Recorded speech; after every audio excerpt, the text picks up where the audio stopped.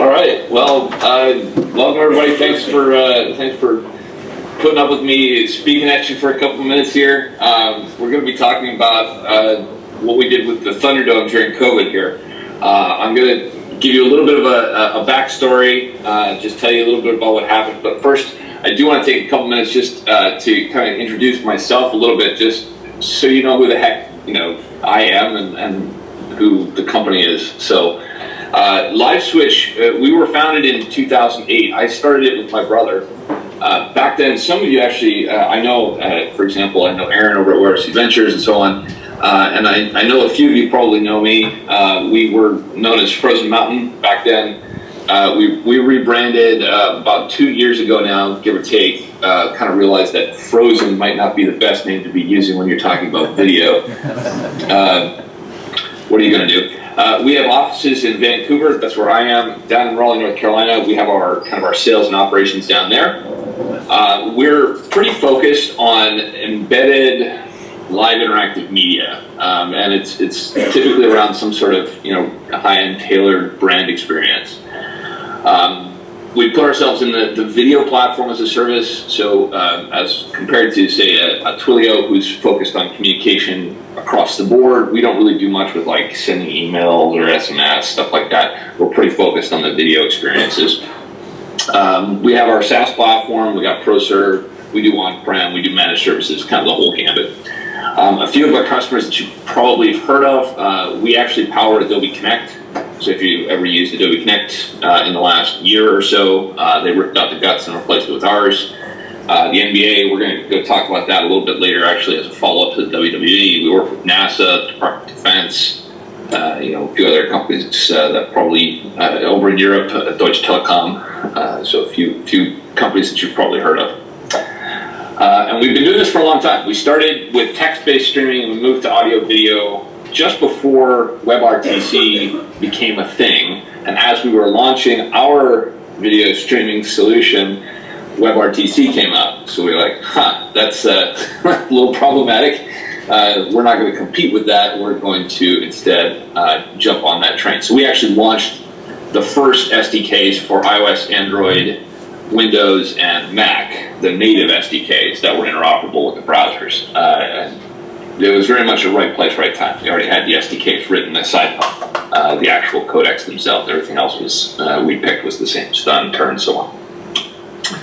So let me tell you a story, all right? Year's 2020, COVID's running rampant. The WWE has come to us through a partner of ours, the Famous Group, which is a production company, and they came to us with a bit of a problem that the stadiums had been shut down. And this is an entertainment group, right? Like, so what are they going to do? The WWE itself wasn't shut down, right? I mean, they still had a business to run, but they couldn't actually bring their fans in. And the wrestlers were actually telling them, hey, we can't actually do this without an audience. They're entertainers. They're true entertainers, right?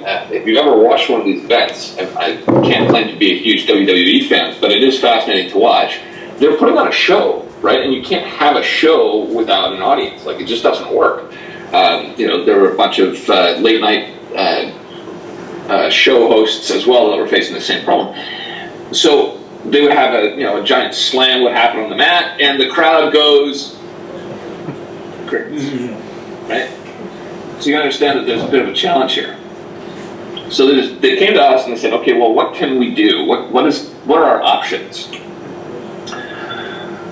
And really what we decided was, let's just bring the audience in remotely. Let's bring them in from their homes and put them in the stadium. So here's some of the pieces that ended up getting involved, okay? And I'm I'm starting with the solution, and we're going to back into some of the problems that we hit along the way here. So obviously we've got LiveSwitch. We're providing high-scale, high-quality, bidirectional video streaming. So this was bringing the production feed from actually in the stadium to the audience members at home, and then for the audience members at home, bringing them in as fans. And the whole thing had to happen in 250 milliseconds at the outside. We were aiming for lower. There's some production overhead. The famous group, who is the actual production partner. These are the guys that are in the arena doing the actual, putting up the actual screens and so on. Amazon, we had an infrastructure provider in this case that was partnering with us. Amazon was the infrastructure provider. We'll go into that. They weren't initially. And then, of course, we had to bring that production quality feed to the fans. So that was already an interesting challenge, right? This isn't just a video conference now. Now you're talking about high motion, lots of different types of activities, like confetti kind of things happening, high quality audio. So this isn't a video conference kind of application, right? Like this has to be a very high end, high quality feed. It's a production feed, right? Like this is a TV show. And it had to be bidirectional, and it had to be, 200 milliseconds. So, problems we ran into. I don't have any database gurus on staff. I've got database guys. I don't know, within the audience here, I don't know who is the database guy and who has the database guy. I've got a database guy. He's good. But you guys have all worked with those guys that are like the database wizards, right? Like they can do anything. Nah, I don't have one of those. So we've got enough, to manage a database to write some SQL. But the throughput at a ThunderDome event is a little higher than normal. I also don't have any Kubernetes gurus on staff. Again, I've got a guy who does our Kubernetes management. He's good, right? Like he's a very talented guy, but he's not like. Kubernetes wasn't his major in college, as it were, right? Like that's not what he did. So we were dealing with, okay, we lack a little bit of knowledge. And then we had to deal with the fact that, quite frankly, scaling real-time video streaming to those kind of volumes is hard. I'm sure many of you in this audience know some of the challenges that you run into when you're trying to scale WebRTC, right? So we had some clustering algorithms and so on, and we ran into some very interesting challenges with that, which I'll get into here in a second. So our first version of this, just to put this in context, we got a contract to go and make this happen with a go-live date of 19 days. So we went from this is an idea to this is live in 19 days, and we did it, okay? So anytime I'm telling you that, the first version and the second version and the third version, that's because the first version was 19 days from date of contract. So I'm sure you guys know how that works. All right, the first version. I'm not going to name the infrastructure provider, but it was a disaster. It was painful. We tried using a bunch of their automation tools, but none of them worked. We couldn't get firewall settings to work properly, just complete fiasco. We finally managed to get it all done by manually setting everything up. Like we just manually fired up all of the individual servers, set them up all individually. Cloning didn't work, so we couldn't clone the VM and recreate it. Like it was just complete fiasco.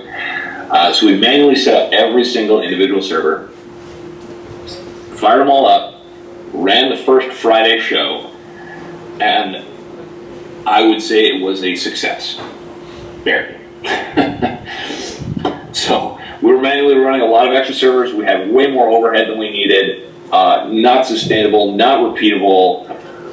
We had we had our internal stats that monitor all of our services. We saw all kinds of unusual loss happening on the network between our servers as they were clustering with each other. Just honestly, it was amazing that it worked, but we did nevertheless still end up with something like a 98% connection rate. Some of the quality suffered a little bit due to that loss that was happening inside the infrastructure. So that was on a Friday night. So Saturday came by, and we're like, oh, this is not going to work in the long run. The WWE is a very demanding customer. They monitor all of their social networks. The moment anybody complains about anything on Twitter or whatever, they hear about it, and then we heard about it. So it was a unique environment. So we realized that the infrastructure that we had was not sustainable. And we said, okay, well, let's swap it over so we can just eliminate that as a question here. So we moved over to Amazon on EC2. Still manually set up, still manually managed, all manually turned down. Costs were definitely still high. But by Monday, the Monday evening show, we had our second environment set up and tested on, basically we tested it late over Sunday night into Monday morning, validated it for the final show Monday early, probably about 8 a.m., and then we had the show that night. So that actually was quite successful. So that was our day 2 launch. Basically, at that point, the number of complaints that we kind of saw on the social media side from the WWE fans dropped significantly, and they were, basically the fans had kind of turned around and said, "Holy crap, this is crazy, this is awesome, look at me, I'm on TV." All right. So we were manually running a whole bunch of Docker containers, right? So we had EC2 servers, and we were just like manually firing up Docker containers. No auto scaling again, so lots of extra servers running. Over the next few months, we polished it up a lot. We did 107 shows with the WWE, bringing thousands of fans into their stadium every night. It was 104, 107, something like that. So 2 to 3 to even 4 times a week, we were bringing those thousands of fans into their stadium. In our final version, it was EKS with managed services for our database, for our Redis cluster, for our auto scaling. The whole thing was managed in the long run. So the whole system was automated, deployed automatically, managed automatically, scaled automatically, fired up appropriately before the event, and automatically shut down after. In case anybody's thinking, oh yeah, okay, WWE, interesting use case, but it's a little funny, it's a little odd. Yeah, probably. It's certainly a one-off for COVID. I don't see the level of this fan experience continuing, and I'll show you a video here in a moment what it actually looked like. But I also do want to call out that we received back an email from one of their fans who, because he was able to be a part of this, he took part in something like 90-something of the 104 odd, 107 odd shows that we did. And he sent them a note after they shut it down and said, just wanted to let you know that I was super depressed during COVID because I wasn't able to see anybody. I was contemplating suicide, and I didn't because I was able to be a part of this. So anytime somebody says, oh, well, what you're doing is it's just entertainment or whatever, to me, that's making a pretty big difference. It's literally saved somebody's life. So with that, I'm going to pull up the video here so you guys can actually see what this looked like in reality.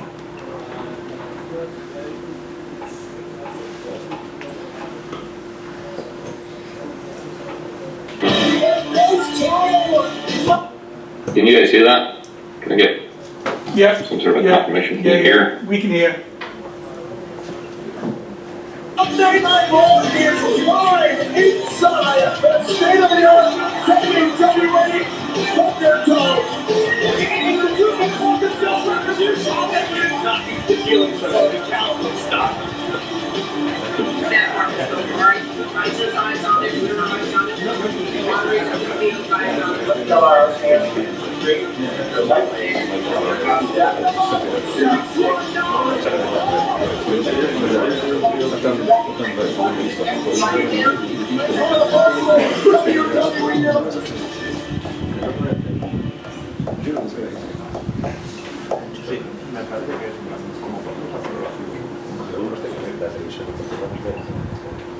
All right. So let me pull up another slide here, and then we're going to just open it up for some questions here. All right. There's a lot of other opportunities for fan engagement. We are already doing a number of these with some of our customers. So the Dub Hub, which is basically a fan wall, you can actually see that in the Golden State Warriors every night. Whenever they play, they've got that virtual fan wall in there. That's powered by LiveSwitch. That's a WebRTC feed showing up there live. Dedicated fan meeting rooms. We did this with Formula One. The locker room to court, the walkout experience, where the players run out of the locker room and they go onto the court. Those fan walls. We've got a couple of those jumbotron in your pocket. If you haven't seen one of those yet, you haven't been to a game yet, right? Where they're firing up. You can grab your camera, put yourself up on the jumbotron. That's actually done with WebRTC.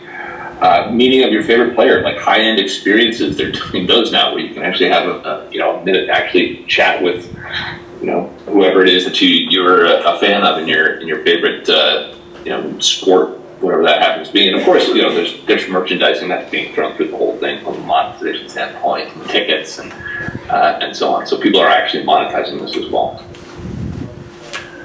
I don't see, by the way, that full-blown experience that we saw with the ThunderDome going on post-COVID. I do see the hybrid experiences. There's a lot of that happening, a lot of real interest. That was excellent. Q&A. Thank you so much, Jerod.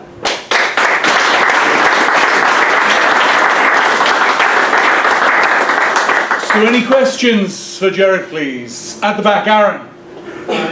Jerod, I'd like to know, when you start doing WWE in the metaverse, will that make the wrestling real? It's a good question. If you virtualize something that's fake, does it invert?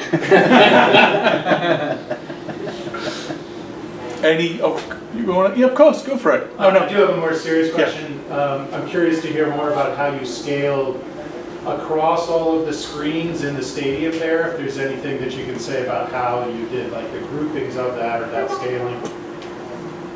Yeah. No, that's a really good question. So. We did run into some interesting challenges there. The inside a production studio like that at a venue, there's limits because we can't actually take thousands of remote feeds into the production studio. Like, it's just straight up not designed to do that, and it's hardware, right? Like, they can't just upgrade software to get support for thousands of feeds like that. So what we ended up doing was we actually LiveSwitch has a mix mode, or muxer mode. So we had all of the fans coming in, and we mixed them into chunks. So we grouped them into bigger groups of, I think, about 25 or 30 people. And we brought those mixes in, and we put them into the production house. And then we actually used the Unreal Engine to rip them apart and kind of regroup them. That wall that you saw in the video where they were kind of sliding things back and forth, that UI was built in Unreal. And they could pick different areas and basically we would mix it together and they would slice it back apart, and then they would distribute it up to the LED TVs. And Jerod, what resolution were they putting the fans on the in-stadium TVs at? Was it just like, standard definition? They were about, yeah, it was SD. They were about 640 by 480, most of them. Okay, and then what were you pumping out to fans? Was that just HD, or were you doing 4K? It was a 4K feed running at about, it was a 4K input resolution, put that way. And it was being broadcast at a couple of tiers. Yeah. So we actually had it, multiple bit rates. The high-end bit rate was about, I think it was about 8 megabits per second.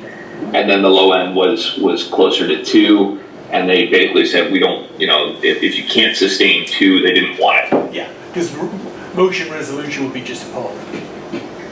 Yeah, it was actually pretty bad at 2, to be honest. It really needed the high end to keep up with the amount of action that was happening. Gotcha. Any other questions? If not, again, that was excellent. Thank you so much, Jerod. That was really interesting.